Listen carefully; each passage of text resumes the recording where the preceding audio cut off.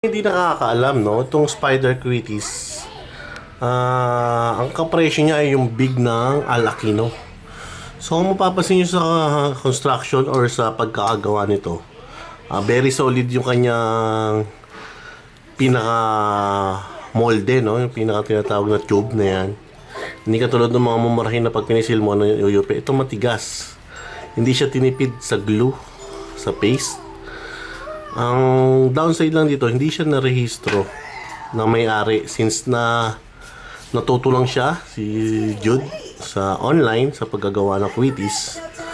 Pero kung nai-apply niya to sa market, ang ganda sana ito, quality. So nabili ko ito year 2021 pa yata. Or 2020, basta ganun. Matagal na to, ito yung reserve ako, yung natira ko dati. So kung mapapansin nyo, yan yung label niya. So may nakalagay siya dito sa gilid. Parang isang malaking do not hold. Huwag hawakan, special Quitis, big. Tapos dito sa gilid, ang nakalagay ay lumayo sa paputok pagkasindi para maiwasan matamaan ng malakas na impact. So may disclaimer siya dyan.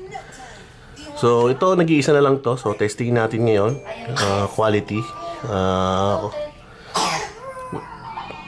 So yung may-ari nito ay na-aksidente, no? Sumabog yung gawaan nila at namatay yung kanyang kapatid, RIP sa kapatid ni Jude. Kung makabalik naman sa negosyo, sana ma-rehistro niya yung kanyang negosyo para maging legal. Kasi sayang, may potential tong Quitis na to. Napakaganda. Testingin natin to, no? 2 years na sa akin, testingin natin kung maganda pa rin yung lipad.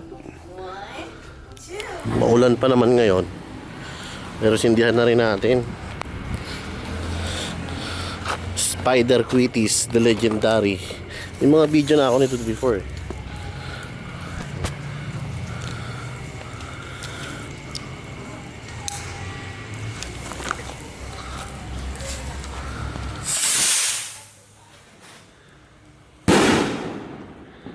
Diba? Lakas, umi-echo.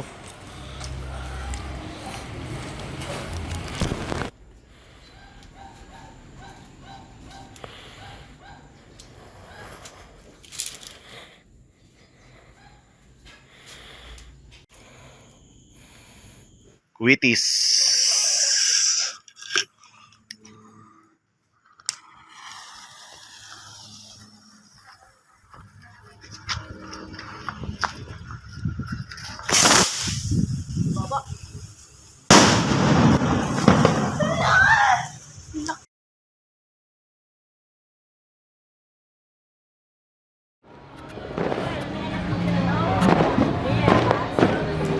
Dalawa yan.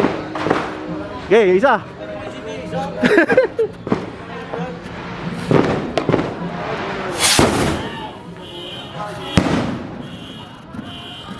Yanig.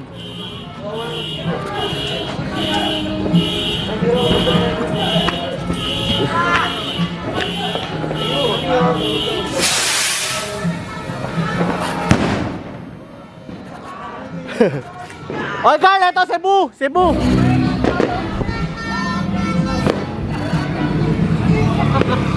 Pwede ba ito dyan?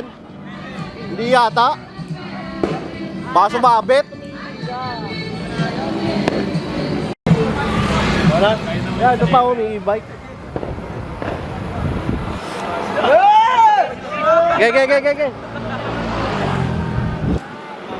Takbo. Yan na, ang baba.